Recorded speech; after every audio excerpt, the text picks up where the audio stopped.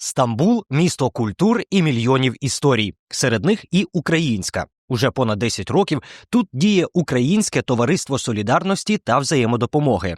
Організація об'єднує українців, підтримує родини, які виїхали через війну, та популяризує українську мову і культуру в Туреччині.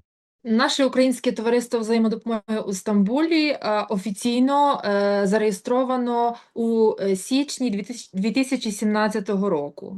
Тобто це є офіційна дата створення, але ще довго до цього часу, а саме події на Майдані, Революція Гідності спонукала українців у Стамбулі об'єднатися. Тому неофіційно наша спілка об'єдналася у 2014 році. Голова товариства Тетяна Фецан зазначає, від самого початку ідея була простою – підтримувати українців і не втрачати українську ідентичність далеко від дому. Це популяризація української мови, культури, українських традицій, ознайомлення їх з турецьким суспільством. Тому в нас така більш культурно-просвітницька ідея була, коли ми засновували наше товариство. Після початку повномасштабної війни діяльність спілки суттєво змінилась, та головна місія залишилася незмінною. Намагаємося допомагати гуманітарною допомогою, допомагати нашим захисникам. А тут наша мета, щоб кожен українець, кожна українка в Стамбулі відчувала, тут є теж частинка України. Стамбул – мегаполіс із власною специфікою. Саме це вирізняє українську спілку від інших громадських організацій у Туреччині. Наприклад, що стосується наших суботніх шкіл, то в нас їх дві. Українська суботня школа «Європа» і Українська суботня школа «Веселка». Одна знаходиться на в азійській частині міста, інша в європейській. І це потреба, тому що потрібно охопити якнайбільше дітей з українсько-турецьких сімей. Ще одна унікальна особливість – єдина в Туреччині україномовна парафія при Вселенському патріархаті. 1 січня їй офіційно виповниться 3 роки. Вселенський патріарх, як я вже говорила раніше, дав нам храм для того, щоб ми могли збиратися і служити літургії. І цей храм називається Храм Святого Миколая Чудотворця, тому це таке для нас дуже символічне свято для українців Стамбула. Серед найуспішніших проєктів – українські суботні школи та дитячий літній табір «Барвінок».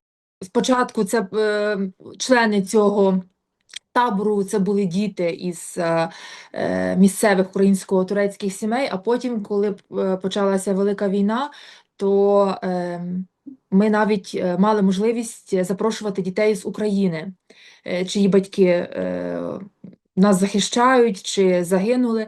Пані Тетяна також відзначає культурні ініціативи, які об'єднують українців і кримських татар.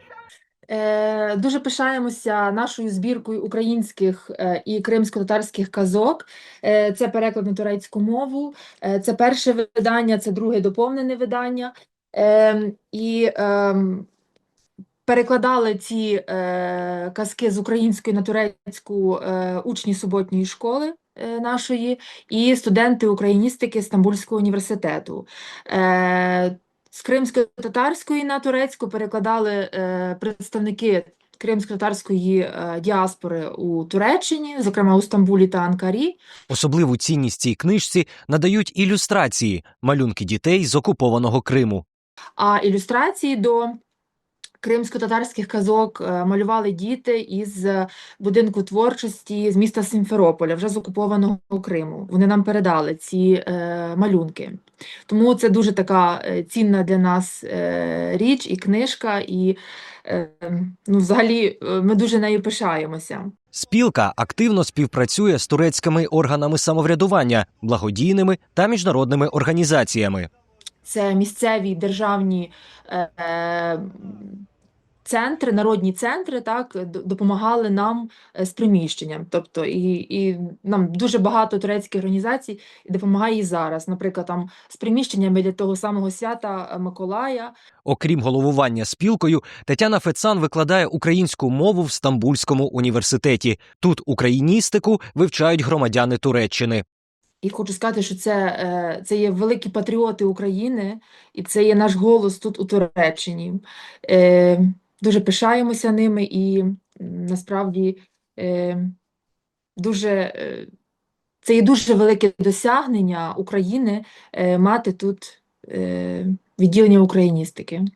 У товаристві наголошують, українська громада в Стамбулі відкрита. Тут мають намір і надалі об'єднувати українців та зберігати зв'язок з Україною. Наше товариство – це не про обов'язки, це в першу чергу про підтримку. Приводьте своїх дітей в українські суботні школи. Це дуже важливо зберігати свою ідентичність у своїх дітях, у майбутньому поколінні. Серед найближчих планів товариства – створення підручника для учнів суботньої школи. Для цього вони сподіваються на підтримку спонсорів і партнерів. Дуже хотілося б, щоб це була українська мова для дітей, які роджені в Туреччині. Тому що я з колегами ми створили на кафедрі вже підручник української мови як іноземної для турецькомовних студентів. І от дуже б хотілося реалізувати такий проект саме для учнів українських суботніх шкіл тут у Туреччині.